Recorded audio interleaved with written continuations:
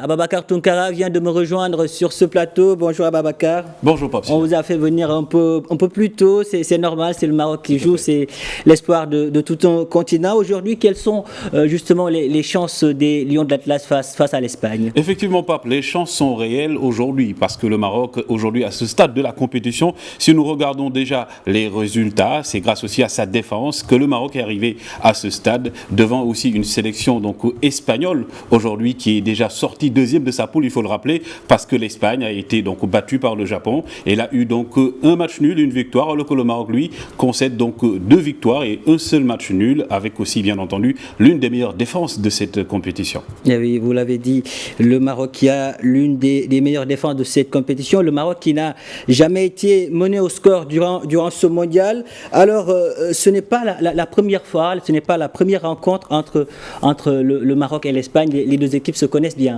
Et oui, elles se connaissent bien parce que c'est la 3e fois que le Maroc rencontre bien entendu l'Espagne avec 2 victoires à l'avantage des Espagnols et un match nul. Donc il faut aussi quand même dire que le Maroc aujourd'hui par rapport à son vécu, par rapport à ce qu'elle a eu également comme compétition, elle a aussi cet avantage de l'expérience parce qu'il faut rappeler quand même que cette équipe marocaine, comme je l'ai dit, si on se fie aux statistiques, aujourd'hui le Maroc n'a encaissé qu'un seul but. Elle en a marqué également 4 face à une équipe espagnole qui en a pris 2. Et aussi sur le plan des statistiques, on peut aussi noter que par rapport au jeu des Espagnols, qui d'habitude ont un pourcentage de 77% de possession par rapport à la balle, 38% pour le Maroc, mais c'est un jeu auquel Walid Regragui et ses joueurs se sont passés et également ont l'habitude de jouer. Je pense qu'aujourd'hui, ce sera aussi un des moteurs de cette rencontre, étant donné que le Maroc aussi dispose d'une défense avec Saïs Aguer et aussi Mazraoui et Hakimi qui sont très craints par cette équipe espagnole. Et qu'est-ce qui devrait faire la différence? Justement, cette différence, Pape, on peut la noter par rapport à l'aspect défensif, comme je l'ai dit, parce qu'aujourd'hui, le Maroc donc, a l'une et la meilleure défense de cette compétition. Elle n'a encaissé qu'un seul but. Sur les ailes, on a la flèche qui est Achraf Hakimi.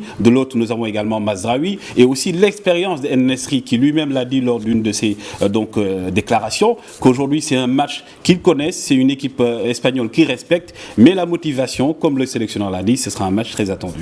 Un match très attendu. Et la différence également, ce sera du côté du moins des tribunes où le public marocain va assurer l'ambiance certainement. Étant donné, parce qu'aujourd'hui, le Maroc, comme beaucoup le disent, va jouer comme s'ils étaient à Rabat, parce que la population marocaine s'est déplacée en masse au Qatar. On dénote 25 000 supporters devant donc l'Espagne qui, donc on annonce 5 000 supporters. Ça montre aujourd'hui que le Maroc va jouer chez elle, bien entendu.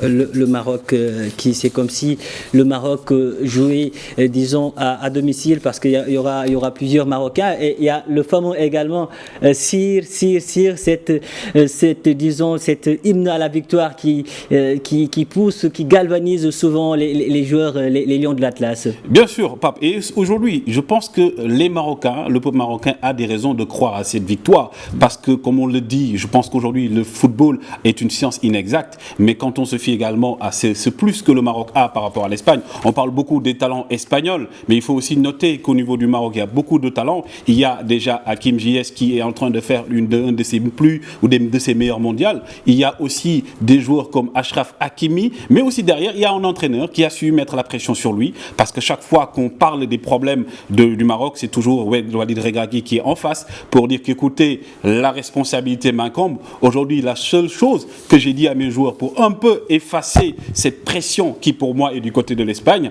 c'est l'histoire de 1986. Et Walid Regragui l'a dit même en conférence de presse, j'ai dit à mes hommes, c'est à vous d'écrire votre propre histoire parce qu'on ne peut pas refaire l'histoire de 1986. Et oui, le Maroc a rendez-vous aujourd'hui avec l'histoire. Ababacar Tounkara, merci pour toutes ces précisions. Je rappelle que vous êtes journaliste sportif ici à Médien TV. Merci. Merci à vous.